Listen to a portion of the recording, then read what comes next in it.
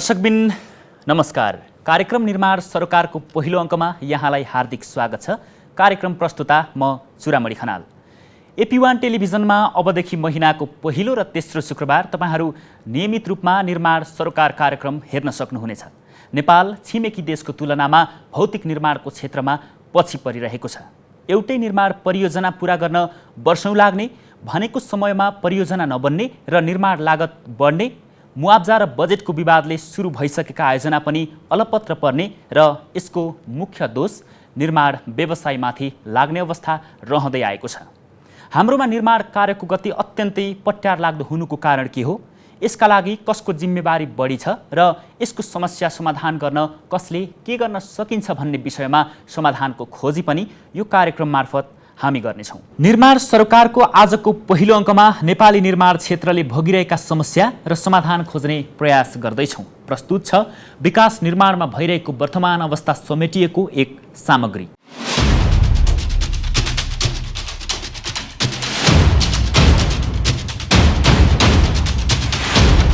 देश निर्वाचनमय हुँदैछ। नेताहरू अनेक आश्वासन सहितका चुनावी घोषणापत्र बोकेर नागरिकको दैलोमा पुग्दैछन्।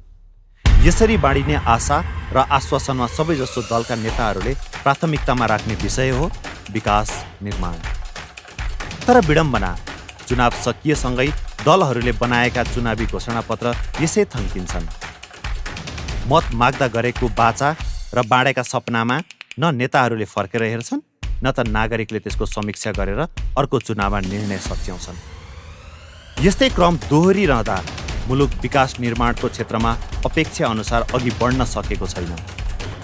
विकास र समृद्धिका सपनाहरू सधैँ अधुरै रहँदा नेताहरूले हरेक चुनावमा यिनै विषयलाई प्रमुख एजेन्डा बनाउने गरेका छन्। तर गरेका प्रतिबद्धता कार्यान्वयनमा राजनीतिक दलहरू चुक्दा भौतिक पूर्वाधार क्षेत्रमा विकास हुन सकेको छैन। कुनै सीमित क्षेत्रको अवस्था नहेरेर समग्र देशको अवस्था यही हो। बजेटको सबैभन्दा ठूलो हिस्सा ओगट्ने विकास निर्माण राजनीतिक दाउपेचको शिकार बन्दा सुरु भएका ठूला योजनाहरू वर्षौंसम्म अलपत्र छन्। दिगो विकाससँग जोडिएका देशकै ठूलो योजनाहरू वर्षौंसम्म अलपत्र बन्दा वर्षेनी अर्बौं रुपैयाँ क्षति भइरहेको छ। 18,000 निर्माण व्यवसायी, सयौं सरकारवाला र दर्जनौं नियामक निकायले भौतिक पूर्वाधार निर्माणलाई गति दिएको बताए पनि त्यस अनुसार परिणाममा देखिएको छैन। वर्तमान अवस्था: हाल देशभर साना तथा ठूला गरी 8,000 योजना सञ्चालित छन्, जसको कुल लागत वार्षिक 4 खर्बभन्दा बढी छ। यी आयोजनामध्ये देशको विकास निर्माणमा कोसेढुङ्गा मानिने राष्ट्रिय गौरवका आयोजनाको अवस्था र विकास सबैको चासो र चिन्ताको विषय बनेका छन्। 24 मध्ये 2 वटा परियोजना सम्पन्न भए पनि अधिकांश योजना भद्रगोल अवस्थामा छन्। 3 दशकदेखि उपत्यकाको तिर्खा मेट्ने सपनाको रूपमा मानिएको मेलम्ची आयोजना अहिले सम्पन्न हुने चरणमा छन्। परीक्षण स्वरूप मेलम्चीको पानी काठमाडौँमा पटक पटक वितरण गरिए पनि नियमित सञ्चालनका लागि अझै केही समय कुर्नुपर्ने देखिन्छ। मुलुककै सबैभन्दा ठूलो परियोजना मध्येको मेलम्ची खानेपानी आयोजना पनि राजनीतिक दाउपेचकै शिकार बन्दा निकै ढिलो गरी सम्पन्न भएको हो। यस्तै निर्माण प्रक्रिया सुरु भएको 2.5 दशक भइसक्दा समेत हुलाकी राजमार्गले पूर्णता पाउन सकेको छैन। पूर्वाधार विकासमा फड्को मार्ने उद्देश्यसहित सरकारले आर्थिक वर्ष 2068-69 मा पहिलो पटक 17 परियोजनालाई राष्ट्रिय गौरवका आयोजनाका रूपमा वर्गीकरण गरियो। हालसम्म आउँदा राष्ट्रिय गौरवका आयोजनाको सङ्ख्या 24 पुगेको छ। तर अधिकांश योजना सुरु हुनै नसक्ने, सुरु भइहाले अघि बढ्न नसक्ने लगायत समस्याबाट गुज्रिएका छन्। 10 वर्षमा 24 राष्ट्रिय गौरवका आयोजना मध्ये 456 मेगावाटको माथिल्लो तामाकोशी जलविद्युत आयोजना र गौतम बुद्ध अन्तर्राष्ट्रिय विमानस्थल निर्माण सम्पन्न भई सञ्चालनमा आएका छन्। साथै तत्काल पोखरा क्षेत्रीय अन्तर्राष्ट्रिय विमानस्थल र मेलम्ची खानेपानी आयोजना अन्तिम चरणमा छन्। यी बाहेक अन्य आयोजनाहरूको प्रगति उल्लेख्य हुन सकेको छैन। पूर्व तयारीको कमी: सरकारले पूर्व तयारी तथा डिजाइन नै नभएका आयोजना समेत शिलान्यास गर्ने गरेको छ। आयोजनाको घोषणा नेताको प्रतिष्ठा र चुनावी नारामा बढी केन्द्रित हुँदा निर्माण ओझेलमा पर्दै आएको हो। राजनीतिक नेतृत्वको दबावमा घोषणा हुने त्यस्ता आयोजना अझ बढी कोपभाजनमा पर्ने गरेका छन्।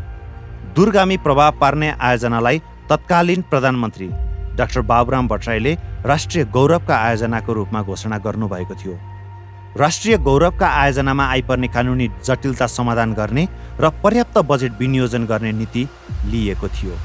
प्राविधिक अध्ययन, वित्तीय तथा व्यवस्थापकीय क्षमता समेत परीक्षण नगरी खरिद सम्झौता हुनु, नियमित अनुगमन मूल्याङ्कन नहुनु, तोकिएको समयमा कार्य सम्पन्न नगर्ने निर्माण व्यवसायीलाई कारबाही नहुनु, आयोजना सञ्चालन गर्ने सङ्घीय निकाय र प्रदेश एवं स्थानीय तहबीच कार्यगत समन्वय नहुनु जस्ता समस्यामा नेपाली निर्माण उद्योग ग्रस्त छ। आयोजनामा निर्माण पूर्व सम्पन्न गर्नुपर्ने कार्य नहुँदै ठेक्का सम्झौता हुँदा पटक पटक म्याद थपिने तथा समयमै योजना सम्पन्न नहुँदा आयोजनाको लागत वर्षेनी बढिरहेको छ, जसका कारण राज्यलाई वर्षेनी अर्बौं घाटा भइरहेको छ। निर्माण सरकारमा हामी निर्माण क्षेत्रसँग जोडिएका सम्पूर्ण पक्षको चिरफार गर्ने प्रयास गर्नेछौँ। विद्यमान व्यतिथिको जरोसम्म पुग्दै निर्माण क्षेत्रका समस्या, सम्भावना र चुनौतीलाई केलाउने प्रयास यस कार्यक्रममा हुनेछ। आशा छ यस क्षेत्रसँग सरोकार राख्ने सबै पक्षको साथ र सहयोग रहने नै छ। यो त भयो नेपालको विकासको वर्तमान अवस्था। अब यिनैमा केन्द्रित रहेर कुराकानीका लागि हामीले नेपाल निर्माण व्यवसाय महासङ्घका अध्यक्ष रवि सिंहलाई स्टुडियोमा आमन्त्रण गरेका छौँ। सिंहसँग कुरा गर्नु पहिला हामी सिंह र उहाँ जोडिनु भएको निर्माण कम्पनीको छोटो परिचय प्रस्तुत गर्दैछौँ। निर्माण सरोकारको पहिलो श्रृङ्खलामा हुनुहुन्छ नेपाल निर्माण व्यवसाय महासङ्घका अध्यक्ष रवि सिंह। देशभरका निर्माण व्यवसायको नेतृत्व गरिरहनुभएका सिंह महादेव खिम्ती निर्माण सेवाका सञ्चालक हुनुहुन्छ। 2051 सालमा निर्माण कर्ममा जोडिनुभएका सिंहले पहिलो पटक बागमती सिँचाइ आयोजनामा काम गर्नुभयो। व्यवसायीका रूपमा अघि बढ्ने उहाँ परिवारकै पहिलो हो। कम्पनी नै स्थापना गरी निर्माण व्यवसायमा होमिनुभएका सिंह निर्माण व्यवसाय महासङ्घ पनि जोडिनुभयो। महासङ्घमा निरन्तर सक्रिय सिंह 11औं र 12औं दुई अधिवेशनबाट चुनिएर लगातार अध्यक्ष हुनुहुन्छ। सिंहको कम्पनी महादेव खिम्ती निर्माण सेवाले हालसम्म 100 भन्दा बढी आयोजना सम्पन्न गरेको छ। झन्डै 3 दशकदेखि नेपाली निर्माण उद्योगमा आबद्ध सिंहको कम्पनीले ठुलादेखि साना व्यवसायीसम्मको पुलका रूपमा पनि काम गरिरहेको छ। यसले व्यवसायी बीचको दूरी कम गर्दै अनुभव साटासाट र क्षमता विकासमा समेत सहयोग पुगेको छ। भवनदेखि पुल, सडक लगायत सहरी संरचना निर्माणमा महादेव खिम्ती अगाडि छ। काठमाडौँका स्थानीय बासिन्दा सिंह काममा समान सहभागिता र प्रतिफल समानुपातिक रूपमा वितरण हुनुपर्ने मान्यता राख्नुहुन्छ। निजी व्यवसाय सञ्चालन मात्र नभएर आफू सम्बद्ध क्षेत्रका आम व्यवसायीको हकहितका पक्षमा उभिँदै आउनुभएका सिंह छाता सङ्गठन नेपाल निर्माण व्यवसाय महासङ्घको नेतृत्वमा पुग्नुभएको हो। नेतृत्व क्षमता र कार्यकुशलताकै कारण लगातार दोस्रो पटक महासङ्घको नेतृत्व गरिरहनुभएका सिंह स्वदेशी श्रम, सिप र जाँगरमा समय सापेक्ष प्रविधिको प्रयोग थप गर्दा नेपाली निर्माण उद्योग नयाँ उचाइमा पुग्ने विश्वास गर्नुहुन्छ। निर्माण सरोकारको आजको पहिलो अङ्कमा नेपाली निर्माण क्षेत्रले भोगिरहेका समस्या र समाधानका विषयमा कुरा गर्न नेपाल निर्माण व्यवसाय महासङ्घका अध्यक्ष रवि सिंह हामीसँग स्टुडियोमा हुनुहुन्छ। यहाँलाई कार्यक्रममा हार्दिक स्वागत छ। धन्यवाद चुराजी। यति बेला चुनावी माहौल पनि छ देशभर। नेताहरू यस्तै विकासका मुद्दाहरूलाई लिएर जनतामाझ आउजाउ गरिरहेका छन्। सुरुवाती चुनावकै विषयबाट त नगरौँ, यद्यपि निर्माण कार्यको गति अहिले कस्तो हुँदैछ चुनावलाई जोडेर बताइदिनुहोस् न। चुडाजी, अब विशेष गरेर अहिले निर्माणको काम गर्ने अत्यधिक अनुकूल समय हो। सामान्यतया हामीले दसैँ पछाडि विकास निर्माणको कामहरू अगाडि बढाउँछौँ र यो क्रमशः जेठ महिनासम्म हुन्छ। अन्त अहिले हामीले काम सुरु गर्ने सुरुवाती मौसममा पनि अहिले हामीले काममा अगाडि बढ्न सकिरहेको छैनौँ। त्यसको प्रमुख दुईवटा कारण चाहिँ के हो भन्दा, एउटा अहिले यो जुन हाम्रो सप्लाई चेनमा र यो बजारमा जुन आर्थिक अभाव छ, तरलताको अभाव छ, त्यसको कारणले गर्दाखेरि हामीले अर्थ अभावको कारणले गर्दाखेरि निर्माणको गति अगाडि बढाउन सकेका छैनौँ भन्दाखेरि, अर्कोतिर चाहिँ मुलुक अहिले निर्वाचनमय हुन गइरहेको छ। हाम्रा निर्वाचनमा लाग्नको लागि हाम्रा श्रमिकहरू पनि दसैँमा जो जानुभएको छ उहाँहरू अहिले फर्केर कार्यस्थलमा आइसक्नु भएको अवस्था छैन भन्दाखेरि यो वर्ष पनि हामीले आफूले चाहेको जस्तो गरेर निर्माणको गतिविधि अगाडि बढाउन सक्ने अवस्था रहेन। एउटा त आर्थिक अभावको कारणले गर्दाखेरि, तरलता अभावको कारणले गर्दाखेरि हामीले निर्माणको गतिलाई अगाडि बढाउन सकेका छैनौँ भन्दाखेरि सँगसँगै यो चुनावी माहौलले गर्दाखेरि मङ्सिरको दोस्रो हप्तासम्म सायद निर्माणको गति हामीले सोचेअनुसार अगाडि बढ्दैन होला। काम गर्ने मुख्य सिजनमा निर्माणको प्रगति ठ्याक्कै भन्दा चाहिँ कति भएको छ? अहिले निर्माणको प्रगति भन्नुहुन्छ भने विगत लामो समयदेखि सार्वजनिक खरिद नियमावलीको संशोधन र त्यसको प्रभावको कारणले गर्दाखेरि विगत 3 वर्षदेखि निर्माणले गति लिन सकेको छैन। तथापि यो 12औं संशोधनले केही हदसम्म निर्माणमा भएका समस्याहरूलाई सम्बोधन गर्ने काम गर्यो। सम्मान्य प्रधानमन्त्री यो गठबन्धन सरकारको नेतृत्व गर्नुभएका सम्मान्य प्रधानमन्त्री शेरबहादुर देउवाज्यूको कार्यकालमा 12औं संशोधन जुन आयो त्यसले विकास निर्माणको गति अगाडि बढाउनको लागि त्यो संशोधन उपयुक्त रह्यो। तर त्यो संशोधन अलि अगाडि नै चैत्र 20 गते 12औं संशोधन आयो। त्यो हामीले गत वर्षको माघदेखि नै संशोधन माग गरिरहेका थियौँ र चैतमा जुन 11औं संशोधन आयो त्यसले पनि निर्माण क्षेत्रलाई गति दिन सकेन, त्यसले पनि सम्बोधन गर्न सकेन र असार 20 गते जुन संशोधन आयो त्यो संशोधन ले पर्याप्त समय पाएन। हामीले अब असार 20 गते आएको संशोधनलाई कार्यान्वयन पक्षमा जाँदाखेरि गत वर्षको आर्थिक वर्षको 78-79 को बजेट सम्पन्न भइसकेको अवस्था भयो र 79-80 को साउन्डकोमा चाहिँ बजेट भएको र गत वर्षमा चाहिँ म्याद नभएको कारणले गर्दाखेरि भुक्तानीमा समस्या रह्यो भन्दाखेरि यो वर्ष चाहिँ यो म्याद थप चाहिँ भयो तर तत्तत आयोजनाहरूलाई बजेटको अभाव रहन गयो। तत्तत योजनाहरूमा चाहिँ गत सालमा भएको बजेटलाई क्यारी ओभर भएन र अहिले प्रमुख रूपमा चाहिँ हाम्रो निर्माणको गति अगाडि बढ्न नसक्नुको कारण चाहिँ विकास मन्त्रालय र अर्थ मन्त्रालय बीचमा समन्वयको अभाव भन्नु या अर्थ मन्त्रालयले जुन यो LMBIS भर्नुपर्ने जुन प्रावधान राखेको छ र सबै जसो विकासीय आयोजनाहरू चाहिँ अहिले अनुदानको जुन पोर्सन छ लगभग 8% मात्रै स्वदेशी पुँजीबाट अहिले आयोजनाहरू छ भने लगभग 92% आयोजनाहरू चाहिँ या त वैदेशिक ऋण या वैदेशिक अनुदान या आन्तरिक ऋण उठाउनु पर्ने भएको हुँदाखेरि प्रत्येक पटक यो हाम्रो विकासीय मन्त्रालयहरूले चाहिँ अर्थ मन्त्रालयसँग जुन सहमति लिनुपर्ने हुन्छ नि त्यसैमा धेरै समयहरू खर्चिरहेको छ भन्दा गत वर्षको असारमा भुक्तानी नभएको रकमहरू अहिले बल्ल आएर अहिले भुक्तानी भएको अवस्था छ भन्दाखेरि यो भुक्तानीकै समस्याले गर्दाखेरि नै विकास निर्माणकोले चाहिँ गति लिन सकेन।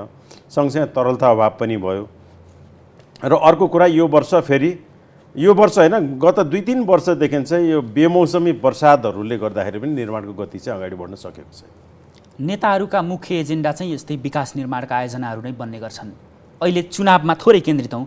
चुनावकै विषयलाई लिएर जहिल्यै नेताहरूको मुख्य प्राथमिकताको विषय बन्दै आएको यो निर्माण क्षेत्र चाहिँ जहिल्यै समस्याग्रस्त छ, जहिल्यै यसमा काम भइराख्न सकेको छैन। अहिलेसम्म आइपुग्दा 12औं पटक सार्वजनिक खरिद नियमावली संशोधन हुँदै आएको छ। एक वर्षमै 5-6 पटकसम्म भएको अवस्था पनि छ। 2076 सालको कुरा गर्ने हो भने त त्यति बेलै 6-7 पटक संशोधन भयो सार्वजनिक खरिद नियमावली। ठ्याक्कै समस्याको छिद्र चाहिँ कहाँनिर छ? सबैभन्दा पहिला त समस्या के छ भन्दाखेरि हामीले हाम्रो आयोजनाहरू हाम्रो क्षमताभन्दा बढीका आयोजनाहरू हामी फ्लोर गर्छौँ।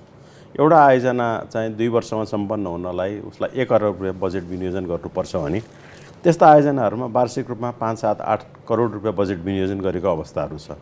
कतिपय त यस्तो पनि देखिया छ कि आयोजना चाहिँ 2 अरबको हुने तर बजेट चाहिँ 2.5 करोड। एउटा उदाहरण दिनुस् न, कुन हो त्यस्तो? अलिकति होइन, सम्पूर्ण आयोजनाहरू अब यो अहिले भनौँ न 153 वटा हस्पिटलको आयोजनाहरू जुन एक साथ उद्घाटन भयो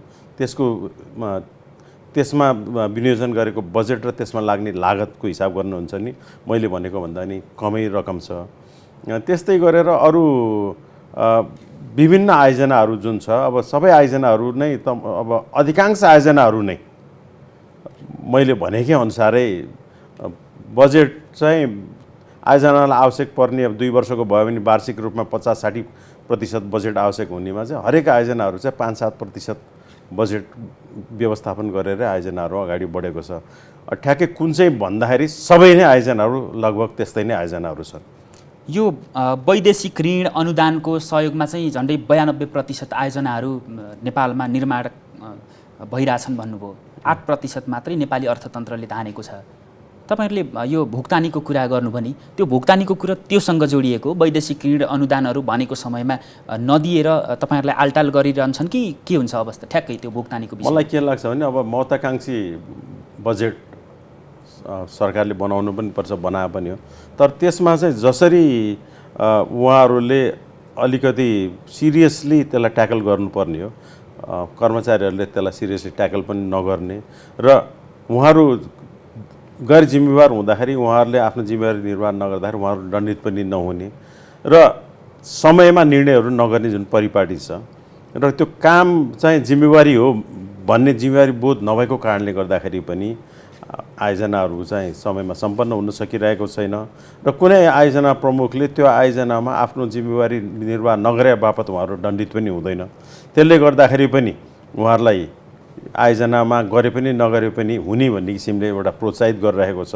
अर्को कुरा आयोजनाहरू चाहिँ आग्रह र पूर्वाग्रहमा जुन बन्ने परिपाटी छ, जुन अनावश्यक आयोजनाहरू चाहिँ शक्तिशाली व्यक्तिहरूको निर्वाचन क्षेत्रमा अनावश्यक आयोजनाहरू पनि जाने र त्यो शक्तिशाली व्यक्तिको चाहिँ शक्ति क्षीण भएपछि त्यो आयोजनाहरू चाहिँ प्राथमिकता नपर्ने र अर्को शक्तिशाली व्यक्तिहरू आएपछि त्यो आयोजनाहरू चाहिँ फेरि त्यतातिर अरू आयोजनामा डाइभर्ट हुने र बजेट त्यसैतिर केन्द्रित हुने र सार्वजनिक खरिद नियावलीमा भएको व्यवस्थालाई पनि माइन्युटली पालना नगर्ने जुन परिपाटी छ, त्यसले गर्दाखेरि पनि हामी समस्याग्रस्त छौँ र विशेष गरेर समस्याको चुरो कुरा चाहिँ आर्थिक अभाव नै हो र समस्याको चुरो कुरा चाहिँ भुक्तानी समयमा नहुनु नै हो। समयमा यो आयोजना सम्पन्न हुन नसकेको चुरो कुरो चाहिँ गैर जिम्मेवार नियोक्ताहरू भएको कारणले पनि हो। तपाईहरुलाई नै शक्तिशाली भन्छन् नि? अब केही व्यक्तिहरू शक्तिशाली पनि हुनुहुन्छ निर्माण क्षेत्रमा, उहाँहरूले आफू अनुकूल आयोजनाहरू बनाउन पनि सक्नुहुन्छ, आफू अनुकूल बजेटको व्यवस्थापन गर्न सक्नुहुन्छ, आफू अनुकूल प्रोजेक्ट म्यानेजरहरू पनि लान सक्नुहुन्छ भन्दाखेरि त्यस्ता केही व्यक्तिहरूको कारणले गर्दाखेरि पनि निर्माण क्षेत्र चाहिँ बढी आलोचित पनि भइरहेको छ र धेरै हदसम्म अहिलेको उसमा आएर त्यसमा धेरै सुधारहरू भइसकेको छ। अब तपाईँले अघि नै भन्नुभयो जुन 6औँ संशोधन 2076 साल वैशाख 30 गते आयो, त्यसदेखि अहिलेसम्म 12औँ संशोधन हुँदा 7वटा संशोधन हुँदाखेरि त्यस्ता कुराहरूलाई अङ्कुश लाउने र यसलाई नियमन गर्ने, नियमित गर्नलाई अनुकूल हुने गरेर नियावलीहरू संशोधन भएको छ, तर त्यसको कार्यान्वयन पक्षलाई चाहिँ हामीले अनुभूति गर्न पाएका छैनौँ। र अहिले सबैभन्दा राम्रो पक्ष के छ भन्दाखेरि विगतमा केही सीमित निर्माण व्यवसायीको घेराभित्र निर्माण क्षेत्र थियो, विकास निर्माणको कामहरू उहाँहरूकै संलग्नता मात्र हुन्थ्यो भने अहिले आएर एउटा निर्माण कम्पनीले एकपटकमा 5वटा भन्दा बढी काममा सहभागिता जनाउन नपाउने भएपछि वर्क डिस्ट्रिब्युसन चाहिँ भएको छ, समान अवसरको सृजना चाहिँ भएको छ। यसले गर्दाखेरि अब भविष्यमा यसको राम्रो इम्प्याक्ट पनि आएको छ, अहिले पनि राम्रो इम्प्याक्ट परेको छ र अहिले निर्माण व्यवसाय आफै तदारुकता साथ आफूले लिएको कामहरू कसरी सम्पन्न गर्न सकिन्छ भनेर बढी चिन्तित पनि हुनुहुन्छ र बढी त्यसमा लागि पनि परेर केही निर्माण कामहरू चाहिँ समय अगावै सिद्ध्याउने प्रयत्न भएको छ। तर यहाँनिर पनि फेरि के हुन्छ भन्दाखेरि बजेटको व्यवस्थापन नभएकै कारणले गर्दाखेरि 1 महिनामा प्राप्त गर्नुपर्ने बिललाई चाहिँ 4 महिना कुर्नुपर्ने, यसले गर्दाखेरि पनि निर्माणको क्षेत्रले चाहिँ गति लिन सकेको छैन। अहिले पनि मैले यहाँलाई रोकेँ, सार्वजनिक खरिद नियमावलीको ठ्याक्कै एउटा अहिलेसम्मको अवस्था हेर्ने हो भने यो 12औँ पटकसम्म संशोधन हुँदा 2064 5 महिना 3 गते राजपत्रमा प्रकाशित भए पश्चात पहिलो पटक 2065 8 महिना 9 र दोस्रो पटक 9 महिना 12 गते दोस्रो संशोधन भयो। अहिलेसम्म आइपुग्दा हरेक पटक वर्षको 7औँ पटकसम्म संशोधन हुन्छ। त्यो कार्यान्वयनको प्रक्रियालाई बलियो बनाउनलाई होइन र भने यो संशोधन भइराख्ने त? सुराजी, यो सार्वजनिक खरिद ऐन 2063 आएपछि त्यसलाई सब्सिडाइज गर्न सार्वजनिक खरिद नियावली भयो 64 मा। त्यसपछि अब त्यो 64 मा सार्वजनिक खरिद ऐन आउँदै गर्दाखेरि त्यसमा भएका त्रुटिहरूलाई सच्याउने क्रममा फेरि 64मै अर्को संशोधन पनि भयो।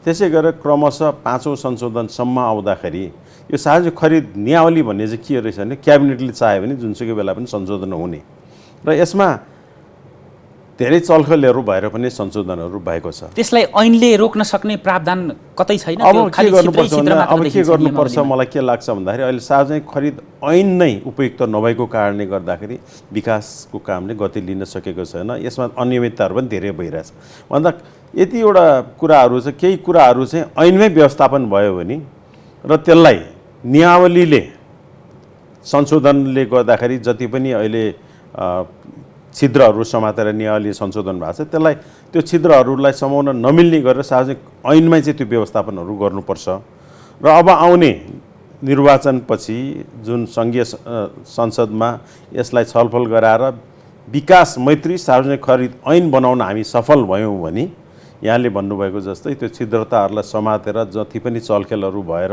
नियावलीहरू संशोधन गरेर सीमित व्यक्तिहरू लाभान्वित हुने थियो त्यसलाई अङ्कुश लाउन सकिन्छ र समग्रमा पूर्वाधार उद्योग निर्माणको चाहिँ व्यवस्थापन भएर निर्माण उद्योग अगाडि बढ्न सक्छ। निर्माण उद्योग अगाडि बढ्यो भने देशले प्रगति गर्छ र देशले फड्को मार्छ र हामीले सोचेको उपलब्धि हामीले प्राप्त गर्न सक्छौँ। अहिले त के छ भन्दाखेरि एउटा केही व्यक्तिहरूले सोचेर यो 6औं संशोधन हुँदाखेरि सार्वजनिक खरिद नियावलीको 6औं संशोधन हुँदाखेरि 1 अरबबाट 2 अरब बनाइयो र 2 अरब बनाएर के भयो भन्दाखेरि केही व्यक्तिहरूले चलखेल गरेर के आयोजनाहरू चाहिँ प्राप्तिको लागि मात्र त्यो संशोधन भयो। अहिले 5 अरबसम्म खुला भएको छ। तर 5 अरबसम्म बन्दै गर्दाखेरि चाहिँ के छ भन्दाखेरि यो अनुभवको प्रमाणपत्रको हकमा 80% लाई 60 गरिएको छ। यसले गर्दाखेरि नेपाली निर्माण कम्पनीको वृत्ति विकास भइरहेको छ भन्दाखेरि अर्को कुरा यसमा धेरैवटा चलखेल हुन्छ भनेर मूल क्राइटेरियाहरूमा चाहिँ 10% वेटेज नभएको आइटमहरू राखेर क्राइटेरिया बनाउन पाइँदैन भन्ने व्यवस्थापन भएको छ। यो 80 देखि 60 बताउनु भयो यहाँले। जस्तै गुणस्तरको कुरा गर्ने हो भने त त्यो अनुभवको आधारमा त्यो गुणस्तरीयतामा कमी आउँदैन 80 ले 60 पुर्याउँदा? होइन, आउँदैन। किन आउँदैन भन्दाखेरि व्यावसायिक प्रतिस्पर्धामा त उसले स्वच्छ प्रतिस्पर्धा गर्ने सम्भावना बढी र वृत्ति विकास हुने सम्भावना पनि बढ्यो। भनौँ न भारतमा अनुभवको प्रमाणपत्र 50% मागिन्छ। एडिबी वर्ल्ड ब्याङ्कको कामहरूमा पनि त्यही हिसाबले माग्छ भन्दाखेरि यो एउटा निर्माण कम्पनीले आफ्नो वृत्ति विकास गर्दै अनुभव हासिल गर्दै उसले अगाडि बढ्दै जाने हो। एउटा निर्माण कम्पनीले यो वर्ष 6 करोडको कामको अनुभव प्राप्त भयो भने उसले 10 करोडसम्म चाहिँ बिड गर्न पायो। 10 करोड उसले बिड गर्दै जाँदाखेरि उसले त त्यसमा 18-20% प्रतिस्पर्धा गर्छ भन्दा उसले प्राप्त गर्ने अनुभवको प्रमाणपत्र 8 करोडको हुन्छ। विगतमा के भएको थियो भन्दाखेरि अनुभवको प्रमाणपत्र प्राप्त गर्नको लागि अत्यधिक प्रतिस्पर्धामा जाने र अत्यधिक प्रतिस्पर्धामा गएको कारणले गर्दाखेरि उसले क्वालिटीको काम पनि गर्न नसक्ने र समयमा काम पनि सम्पन्न गर्न नसक्ने र उसले जुन विधामा उसले क्वालिफाइड भएर 10 करोडको काम चाहिँ 8 करोडमा 8 करोडको अनुभवको प्रमाणपत्रले 10 करोड काममा चाहिँ सहभागी हुँदै गर्दाखेरि उसले त्यो काम प्राप्त गर्दाखेरि बढी कम्पिटिसन गएर 32% बिलो गयो भने 6 करोड 80 लाखको मात्रै सर्टिफिकेट उसको बन्ने भयो। त्यो काम सम्पन्न भएपछि भएको उसको अनुभव पनि क्षीण हुँदै जाने भयो भन्दाखेरि यो अनुभवको प्रमाणपत्र चाहिँ घटाएको एकदम सही छ र काममा चाहिँ क्वालिटीको काम लिनको लागि अहिले 5वटा कामको जुन व्यवस्था गरिरहेको छ यो 5वटा कामले गर्दाखेरि के भयो भन्दाखेरि एउटा निर्माण कम्पनीले आफूले लिएको जिम्मेवारी उसले पुरा गर्न सकेन भने उसले अर्को काम प्राप्त नगर्ने भयो भन्दा उसले के गर्ने भयो त उसको कोसिस भन्दा आफूले लिएको जिम्मेवारी चाहिँ समयभन्दा अगाडि नै पूर्ण गरेर अर्को काम लिनलाई त्यो निर्माण कम्पनी लालान्वित हुने भयो। यो 12औं संशोधन भइसके पछाडि एउटा आयोजना जो त्यस्तो 5वटा आयोजनाभित्र पर्ने सम्पन्न भइसकेको कुनै छ? धेरैवटा होला है, मलाई लाग्छ यो 12औं संशोधन असारमा आयो। अब 12औं संशोधन असारमा आइसकेपछि त्यसलाई टेन्डर भएर गरेर के आयोजनाहरू चाहिँ सम्पन्न भयो होला तर त्यो पर्याप्त समय अवधि भएन। असारको 79 असारको 20 गते 12औं संशोधन आयो, त्यसलाई कार्यान्वयन गरेर त्यो अनुसारको टेन्डर भएपछि साउन भदौमा त्यो टेन्डरहरू पायो होला। अब अहिलेसम्म सम्पन्न भएको छैन होला तर मलाई विश्वास छ कि अब 12औं संशोधन भएपछि जतिवटा टेन्डर भयो नि त्यो चाहिँ सबै टेन्डरहरू नेपाल सरकारले लगाएको नियोक्ताले भुक्तानी गर्न सक्षम भयो भने सबै टेन्डरहरू चाहिँ समय अगावै सम्पन्न हुन्छ। 12औं संशोधनपछि कति आयोजनाहरूमा काम गर्दै हुनुहुन्छ अहिले? कुल आयोजना कति? म ठ्याक्कै त भन्न सक्दिनँ। मलाई के लाग्छ भन्दा 12औं संशोधनपछि पनि हामीले अहिले लगभग 1000-1200वटा आयोजनाहरू चाहिँ मा सहभागी भयौँ होला जस्तो लाग्छ मलाई। तर यो भित्रभित्रै चलखेल गर्ने प्रवृत्ति छ भनेर सरकारी निकायकै कर्मचारीहरूले कतिपय अवस्थामा भन्दै आउनु भएको छ कि प्रत्यक्ष रूपमा त भन्नुहुन्न। टुक्रे आयोजनाहरूलाई चाहिँ टुक्रा टुक्रा पारेर आयोजनाहरू टेन्डर आह्वान गर्ने, त्यसपछि आयोजनाहरूलाई थोरै देखाउने तर त्यो भित्र टुक्रे आयोजनाहरू धेरै हुन्छन् भन्ने अवस्था छ नि। यसलाई अलिकति पुष्टि गरिदिनुस् न। अब यो ठ्याक्कै के हो अवस्था? यो तपाईँले भनेको ठ्याक्कै कुरा चाहिँ मैले बुझिनँ। यहाँले के भन्नु खोज्नु भएको? एउटा चाहिँ टुक्रे आयोजना भनेको चाहिँ एउटा आयोजनालाई टुक्र्याएर कसैको अनुकूल हुने गरेर टुक्रे आयोजना बनाउने भने म्याक्सिमम उपभोक्ता समितिको लागि हो। उहाँहरूले चाहिँ उपभोक्ता समितिलाई मार्फत आएका आयोजनाहरू फेरि निर्माण व्यवसायीसँग उपभोक्ता समितिको सेलिङ चाहिँ 2 करोडभन्दा मुनिको काम मात्र उपभोक्ता समितिले प्राप्त गर्ने भएपछि त्यो अब एउटै आयोजना बनाउँदाखेरि 10 करोड छ भने त्यसलाई 5वटा टुक्रा बनाएर 5वटा उपभोक्ता समिति गठन गरेर त्यसपछि त्यो काम लिने होला। यहाँ त के छ भन्दाखेरि आफू अनुकूल हुने गरेर आयोजना टुक्र्याउने र आफू अनुकूल हुने गरेर आयोजना जोड्ने। आयोजना कस्तो आयोजना पनि जोडिया छ नि, अब अर्कै जिल्लामा रहेको आयोजना अर्कै पालिकामा रहेको आयोजनालाई पनि जोडेर आफू अनुकूल बनाउन आफूलाई प्राप्त गर्ने हिसाबले त्यस्तो गर्ने प्रचलनहरू पनि छ। र यो सबै कुरालाई सम्बोधन गर्नलाई नै यो अहिले जुन 5वटाको जुन छ नि यसले धेरै हदसम्म त्यसलाई नियमन गर्ने त्यसलाई निर्मूल गर्ने कामहरू गरेको छ।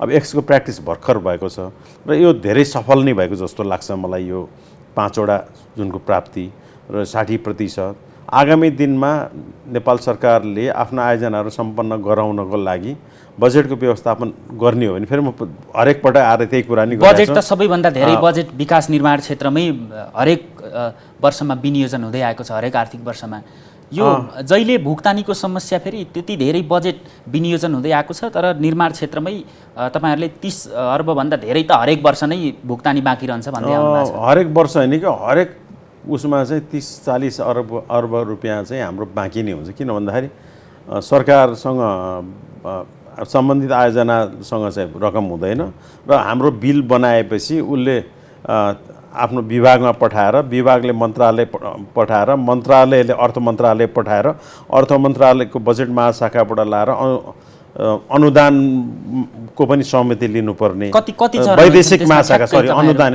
वैदेशिक महाशाखाबाट पनि सहमति लिनुपर्ने हुँदाखेरि मलाई लाग्छ हरेक पटक चाहिँ हामीले 30 अरबभन्दा बढीको भुक्तानी चाहिँ बाँकी नै रहिरहेको हुन्छ र त्यो रहने अवधि चाहिँ रहने अवधि चाहिँ यसरी 3-4 महिना लम्बिँदाखेरि विकासले जति तीव्रता लिनुपर्ने हो त्यो तीव्रता लिन सक्ने अवस्था रहँदैन। त्यही भएर सरकारले तदारुकता साथ भुक्तानीको व्यवस्थापन गर्ने हो भने अहिले जुन गतिमा काम भइरहेछ त्यसको 3 गुणा बढी तीव्र गतिमा चाहिँ काम गर्न सकिन्छ। भन्दा वार्षिक हिसाबले हामीले 25-30% भन्दा बढी अथवा 35% भन्दा बढी विकास खर्चको लक्ष्यलाई प्राप्ति गर्न सकेको छैनौँ भने त्यसको प्रमुख कारण चाहिँ के भने भुक्तानीमा डिले हुने, भुक्तानीमा चाहिँ समयमा भुक्तानी नहुने। अब 1 महिनामा काम गरेको बिलको भुक्तानीको लागि अनुरोध गर्दाखेरि त्यसको भुक्तानी प्राप्त गर्नलाई चाहिँ 2-3 महिना समय लाग्ने हुँदाखेरि त्यो 2-3 महिनासम्म चाहिँ जुन स्केलले काम हुनुपर्ने हो जसरी एक्सपर्टाइट हुनुपर्ने हो त्यो प्रोजेक्ट एक्सपर्टाइट हुन नसकेकै हो। त्यसको लागि मलाई के लाग्छ भन्दाखेरि अर्थ मन्त्रालय बढी गम्भीर हुनु पर्यो र अर्थ मन्त्रालयले खालि जुवारी मात्र खेल्ने होइन कि हामीसँग रकम छ विकासी मन्त्रालयहरूले पैसा खर्च गर्न सकेन उहाँहरूलाई दिएको यति बजेट फ्रिज भयो भन्नुहुन्छ। यदि कुनै निर्माण कामहरू त्यो कामहरूले गति लिँदैन भने त्यसलाई डाइभर्ट गरेर काम हुने आयोजनाहरूमा चाहिँ डाइभर्ट गर्ने अधिकार चाहिँ सम्बन्धित मन्त्रालयलाई दिएर त्यसको जानकारी मात्र लिने काम चाहिँ अर्थ मन्त्रालयले गर्नु पर्यो। त्यसो भयो भने चाहिँ यो 2 महिनाको जुन समय हामीले खेर फालिरहेका छौँ प्रत्येक बिलको भुक्तानी लिनलाई त्यो समय चाहिँ अर्को काम गर्नलाई हामीले लगाउन सक्छौँ। अहिले त भनेको 1 अर्बदेखि 3 अर्बसम्म पुग्दा पनि यो समस्या थियो, अहिले 5 अर्बमा पुर्याइदिनु भएको छ त नेपाली निर्माण कम्पनीले 5 अर्बसम्मका ठेक्का कति अर्ब पुर्यायो भन्ने होइन कि कति अर्ब खर्च गर्न सक्ने क्षमता बनायो सरकारले भन्ने कुरा हुन्छ।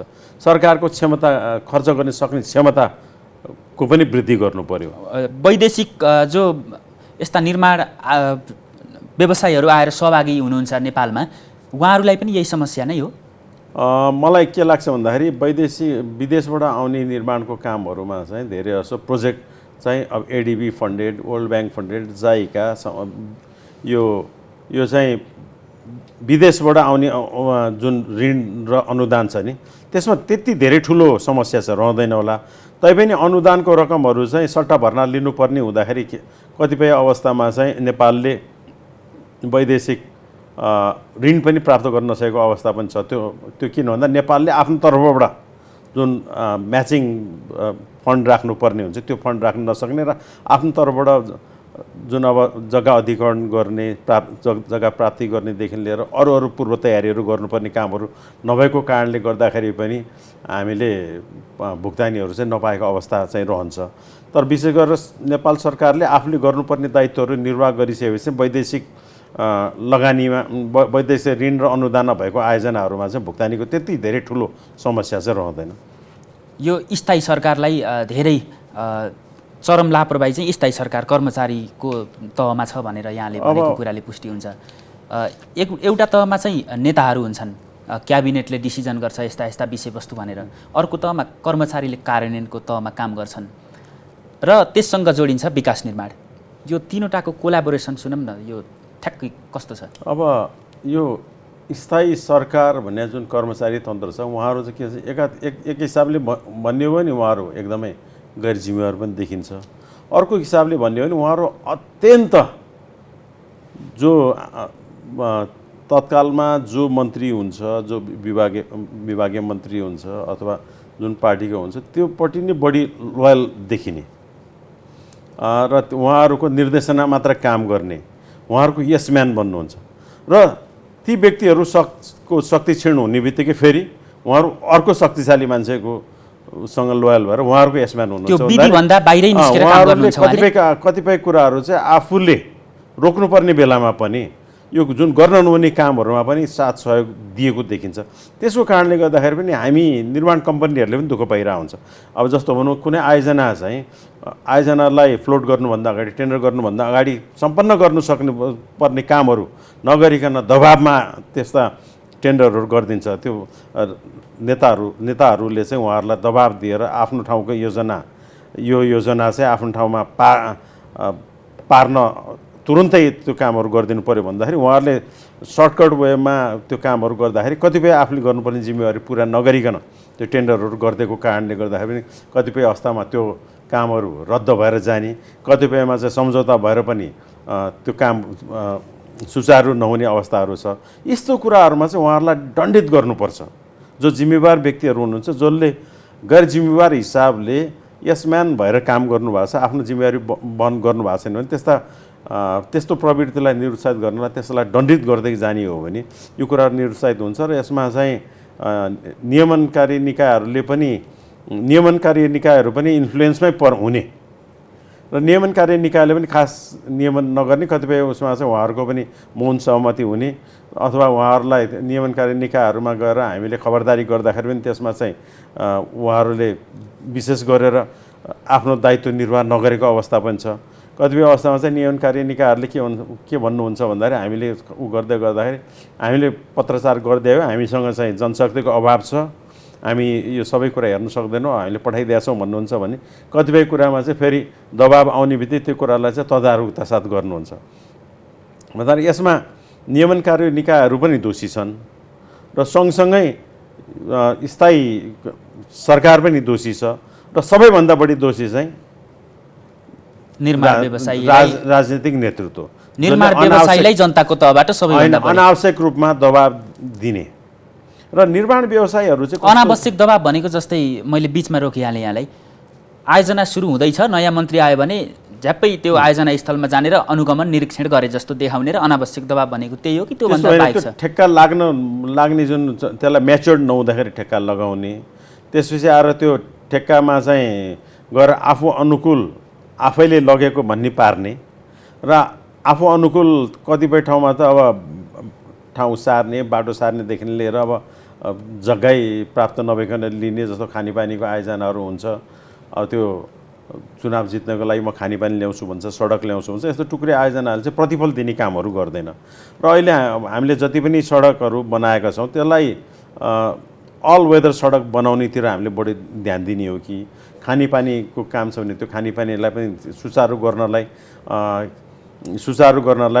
वर्षैभरि त्यसबाट हुने प्रतिफल प्राप्त हुनेमा लगानी गर्ने कि अरू नयाँमा लगानी गर्ने भन्दाखेरि नयाँ आयोजनामा लगानी गर्नुभन्दा पुरानो आयोजनाहरूलाई सम्पन्न गरेर त्यसको प्रतिफल लिने आयोजनाहरूलाई चाहिँ बढी प्राथमिकतामा दिनुपर्छ जस्तो लाग्छ। अहिले धेरैवटा आयोजनाहरू चाहिँ कस्तो भन्दाखेरि अब 2 वर्षमा सकिने आयोजना रकम अभावको कारणले 5 वर्ष 7 वर्ष परेको छ, त्यसले त्यसको लागत पनि बढाएको छ र त्यसले त्यसको गुणस्तरीयतामा पनि क्षय भएको छ आयोजनाहरू लामो हुँदाखेरि। र कतिपय आयोजनाहरू चाहिँ अब हामीले एउटा सडक अथवा एउटा पुल 2 वर्षमा सम्पन्न हुने पुल चाहिँ 2 वर्षमा सम्पन्न गर्न सक्यो भने त्यहाँको जनताहरू लाभान्वित हुन्थ्यो, त्यहाँ भएको सरकारको लगानीबाट प्रतिफल तुरुन्तै प्राप्त हुन्थ्यो। भन्दा अहिले मुलुकैभरि अरू नयाँ टेन्डर लगाउनुभन्दा भइरहेको पुललाई सम्पन्न गर्ने, मुलुकैभरि नयाँ बाटो खोल्नु भन्दाखेरि पनि भइरहेको बाटोलाई स्तरोन्नति गरेर त्यहाँ चाहिँ नियमित रूपमा अल वेदर गाडी हिँड्ने बनाउने, त्यस्तै गरेर अरू हस्पिटलहरू पनि सबै ठाउँमा हस्पिटल पुर्याउनु त जरुरी छ, तर भइरहेको हस्पिटल चाहिँ 2 वर्षमा सम्पन्न हुने 18 महिनामा सम्पन्न हुने हस्पिटललाई बजेटको व्यवस्थापन गरेर त्यसलाई सम्पन्न गरेर नयाँ सुरु गर्ने कि फेरि अर्को हस्पिटल चाहिँ लगानी बढाएर भइरहेको हस्पिटल 2 वर्षमा सम्पन्न हुने हस्पिटललाई 7 वर्ष पुर्याउने हो। यी सबै कुराहरूमा चाहिँ गम्भीर भएर सबै पार्टीहरूले चाहिँ एकमत भएर विकास निर्माणको कामलाई चाहिँ प्रतिफल दिने पनि बनाउनुपर्छ। नेता र निर्माण व्यवसायीको त सम्बन्ध धेरै नजिक हुन्छ भन्छन्। अब अहिले त चुनावको समय पनि छ, नेतालाई जस्तै त्यस्तै मन्त्रीहरू उम्मेदवारहरू जो हुनुहुन्छ उहाँहरूले यस्ता आयोजनाहरू लिएर जानुहुन्छ र अनावश्यक दबाब दिनुहुन्छ भन्नुभयो। अहिले दबाब चाहिँ कति छ? नेता र निर्माण व्यवसाय होइन, हरेक व्यवसायीहरू सबैजना चाहिँ अहिले भनौँ न नेपालको त प्रत्येक नागरिक चाहिँ राजनीतिमा सक्रिय छ। मलाई लाग्छ अहिले नेपालको कुल नागरिकको 70% भन्दा बढी चाहिँ यो के भन्छ राजनीतिप्रति चासो राख्छ जस्तो लाग्छ। त्यसमा व्यवसायहरूले चासो नराख्ने त कुरै भएन। निर्माण व्यवसाय मात्र होइन, हरेक किसिमको व्यवसाय पेसाकर्मीहरू राजनीतिमा चासो पनि राखेको छ, राजनीतिक नेतृत्वमा आउनु पनि खोजिराख्नु भएको छ। कतिपय साथीहरू आउनु पनि भएको छ र कतिपय साथीहरू त अझ किन पनि आउनु भएको छ भने विगतमा आफू कुनै पार्टीमा नलाग्दा, आफू निर्वाचनमा नलाग्दाखेरि जति सहयोग गर्नुपर्ने हो आफू लागिसकेपछि त्यो सहयोग रकम जोगिने हिसाबले पनि लाग्नु भएको छ। कतिपय साथीहरू चाहिँ आफू लाग्दाखेरि बढी सहयोग प्राप्त हुन्छ भनेर पनि लाग्नु भएको छ। भन्दाखेरि राजनीतिमा चासो राख्नु, राजनीतिमा चासो राखेर राजनीतिलाई सफा बनाउनलाई कुनै निर्माण व्यवसायी अथवा कुनै अरू व्यवसायहरू आएर राजनीतिलाई दिशानिर्देश गर्छ भने त्यो राम्रै कुरा हो। तर राजनीतिमा लागेर आफ्नो जुन व्यवसाय आफ्नो पेसालाई अनुकूल बनाउने त्यो समग्रमा मुलुकको हित हुने काम गर्ने, जनताको हित हुने काम गर्ने हो भने त त्यसरी आएको राजनीतिमा आउने चाहना राख्ने व्यवसायीलाई चाहिँ स्वागत गर्नुपर्छ जस्तो लाग्छ। तर त्यो नगरिकन आफ्नो व्यक्तिगत फाइदाको लागि राजनीतिमा पुगेर, नेतृत्व तहमा पुगेर आफ्नो वृत्ति विकास मात्र, स्वयंको वृत्ति विकास गर्नेहरूलाई त्यसलाई चाहिँ खबरदारी गरेर त्यसलाई चाहिँ तिरस्कार गर्नुपर्छ जस्तो लाग्छ। केही निर्माण व्यवसायहरू त पहिलेदेखि नै हामीले धेरैजना निर्माण व्यवसायी साथीहरू चाहिँ सङ्घीय संसदको प्रतिनिधि सभाको चाहिँ सदस्य पनि हुनुभएको छ, प्रदेश सभामा पनि हुनुभएको छ, कतिजना मन्त्रीहरू पनि बन्नुभयो। अहिले पनि हाम्रो जानकारीमा 12 जना जति निर्माण व्यवसायी साथीहरू चाहिँ प्रतिनिधि सभाको प्रतिस्पर्धी उम्मेदवार पनि हुनुहुन्छ। त्यसको लगभग 2 गुणा भन्दा बढी चाहिँ प्रदेश सभामा पनि साथीहरू हुनुभएको छ। स्थानीय चुनावमा कति निर्माण व्यवसायीहरू चुनिनुभयो, कति उम्मेदवार? स्थानीय निर्वाचनमा चाहिँ लगभग 150 भन्दा बढी निर्माण व्यवसायी साथीहरू चाहिँ स्थानीय निकायको प्रमुख, उपप्रमुख र वडा सदस्यहरूमा चुनिनु भएको हामीसँग रेकर्ड आएको छ। मलाई लाग्छ अझ बढी नै हुनुहुन्छ होला। हाम्रो जानकारीमा चाहिँ 150 भन्दा बढी चाहिँ हामीसँग नामै आएको छ, नामावली नै आएको छ विभिन्न जिल्लाबाट स्थानीय निकायको प्रतिनिधित्व गरिराख्नु भएको छ। अहिले समग्रमा मुलुकको राजनीतिमा सबै व्यवसाय साथीहरूले पनि चासो दिनुभएको छ। त्यो आवश्यक पनि छ, किन भन्दा कुनै साथीहरूले आफ्नो व्यवसायको प्रवर्धन गर्नको लागि मात्र होइन, त्यसको संरक्षण गर्नको लागि पनि राजनीतिमा चासो दिनुपर्ने अहिले आवश्यकता पनि महसुस भइरहेको छ। किन भन्दा एउटा पार्टीमा लागेर लाइक माइन्डेडको उसमा बसिएन भने यस्तो किसिमको दबाब आउँछ कि आफ्नो व्यवसायको वृद्धि विकास गर्नु पनि समस्या आएको पनि देखिया छ।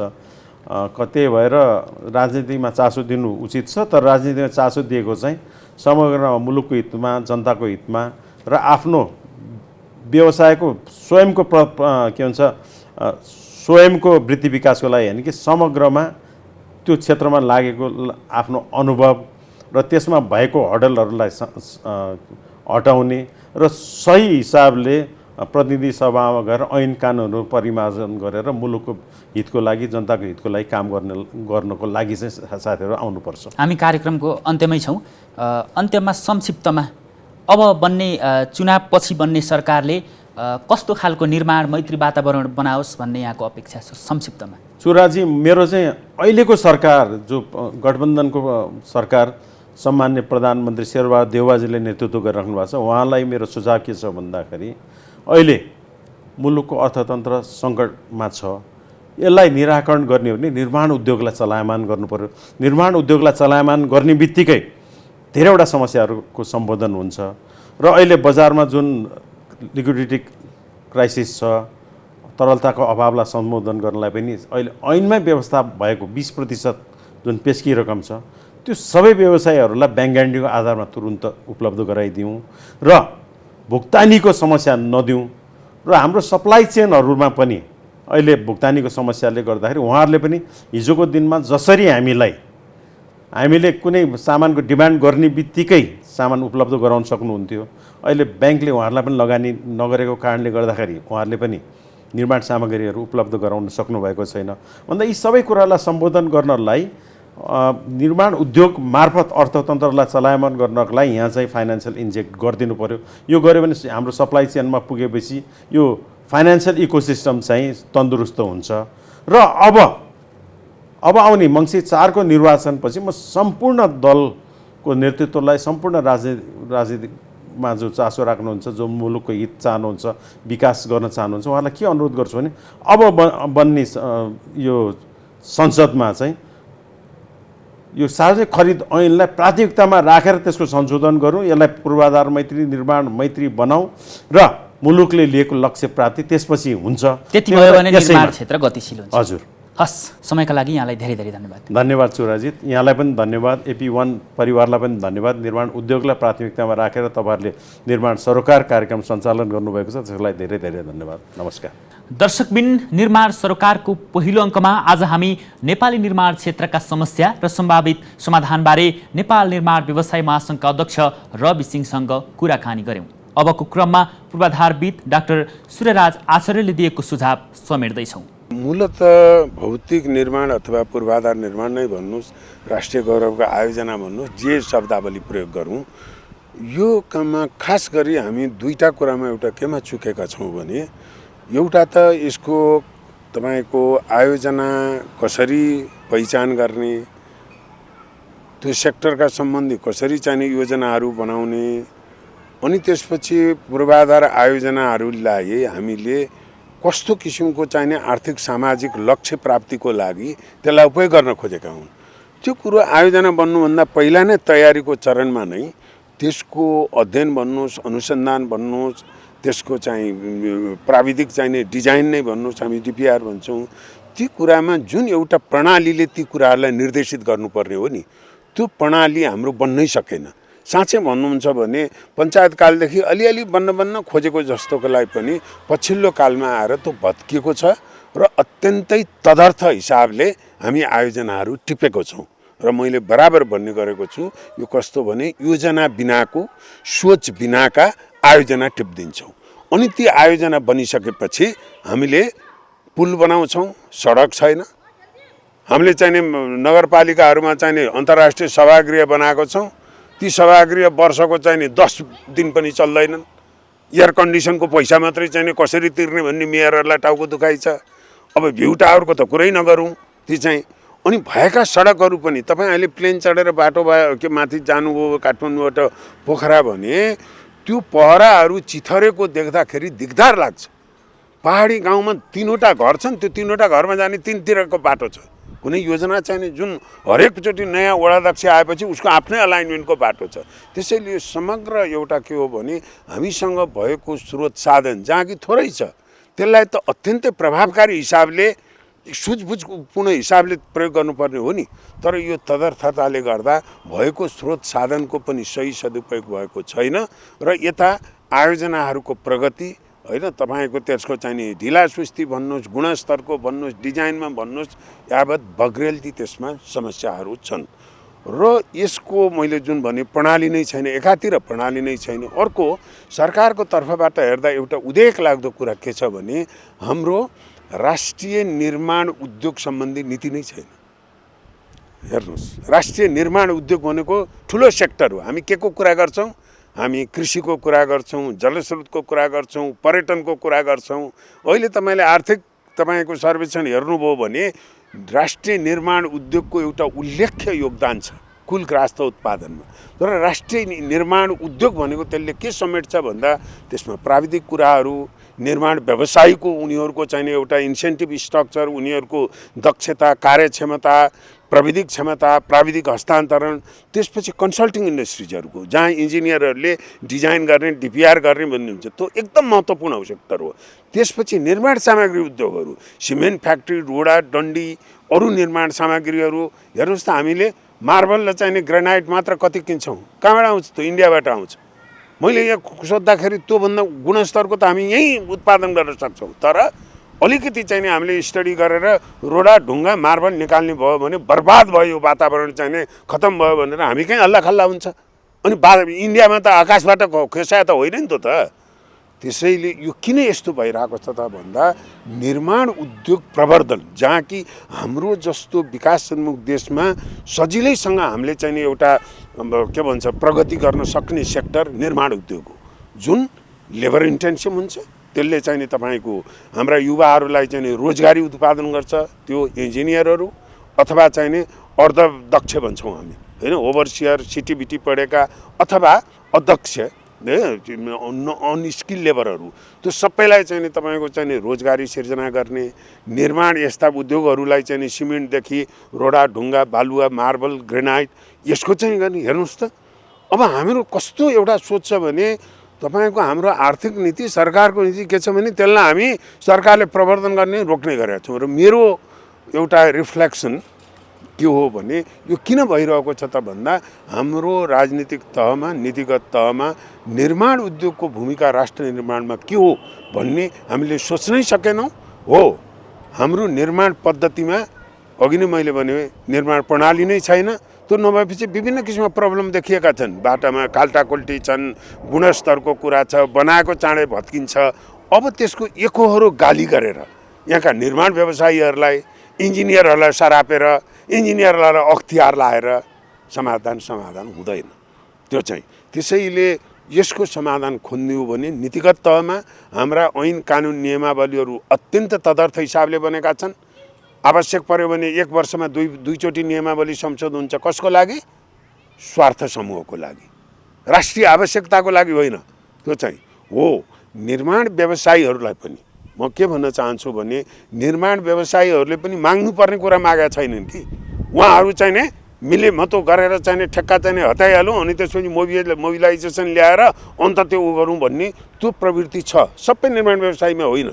त्यसले गर्दाखेरि हामीले अबको आवश्यकता के हो भने एउटा राज्यको उच्च तहमा यसको समीक्षा गर्ने, कतिपय कुरो हामीले यो प्रक्रियागत कुरोको लागि जुन मैले योजना आयोजनाको भने एउटा प्रणाली बनाउने, त्यो प्रणालीले गृह योजना बनाउने, सेक्टरल योजना बनाउने, पूर्वाधारहरू हाम्रो आर्थिक सामाजिक रूपान्तरणमा कसरी जोडिने हो। बाटो बनाइसकेपछि तपाईँ यहाँ बारपाकमा हामीले नेपाली बाटो बनायो, नेपाली इन्जिनियर फ्यान्टास्टिक छ, म पुगेको छु, I am very proud of Nepali engineer. तर त्यो गोर्खाबाट तल खैरानीबाट बारपाक जोड्ने बाटो जोडेपछि त्यो सँगसँगै के गर्नु पर्यो, त्यो बाटोको छेउमा व्यावसायिक कृषि कसरी प्रवर्धन गर्ने, सानो जडीबुटी उद्योग हुन्छ कि अब भइदियो के त्यो बाटो गएपछि पहिला चाहिँ जे जस्तो भयो नि पाउरोटी उद्योग यहाँ बारपाकमा रहेछ, अहिले बारपाकमा पाउरोटी चाहिने नारायणगञ्ज पुग्न थाल्यो। अब यी कुराहरू पूर्वाधार विकास र क्षेत्रीय विकासका आधारभूत कुराहरू हुन्। तपाईँले बाटो जोड्ने बित्तिकै त्यो क्षेत्र विकसित हुँदैन। जोखिम के हुन्छ, कहिलेकाहीँ बाटो जोडिदिनु पऱ्यो भने कमजोर एउटा के भन्छ तपाईँको गाउँ बस्ती सहरमा उसले चाहिँ उसको उत्पादन भएको उत्पादन पनि बन्द भएर ठुलो सहरको उत्पादन जान्छ। अब ती कुराहरूको लेखाजोखा गर्ने होइन, पूर्वाधार बनाएपछि महत्त्वपूर्ण कुरा एउटा तपाईँको चाहिँ गुणस्तरीय, सस्तोमा, किफायती, समयमा बजेटभित्र पूर्वाधार बनाउनु पर्यो। अर्को स्टेपमा त्यो बनेको पूर्वाधार आर्थिक सामाजिक रूपान्तरणमा जोडिनु पर्यो। यी कुराहरू हाम्रो योजना आयोग, अर्थ मन्त्रालय, प्रधानमन्त्री कार्यालय, सेक्टर मन्त्रालयहरूमा एउटा राम्रो सुझबुझ त्यो हुनु पर्यो। त्यसको नितान्त अहिले कमी देखिन्छ र त्यसैले अब यो खास गरी दुईटै कुरा मैले भने, एउटा पूर्वाधार निर्माणको समग्र प्रणाली समीक्षा गरेर त्यसमा सुधार हुनु पर्यो र अर्को सरकारले यो निर्माण उद्योग प्रायोरिटीमा हुनु पर्यो। हामी कार्यक्रमको अन्तिम समयमा आइसकेका छौँ। निर्माण सरोकारको आगामी अङ्कमा नयाँ विषयवस्तु र नयाँ अतिथिसँगै उपस्थित हुने नै छौँ। हेर्दै गर्नुहोला AP1। नमस्कार।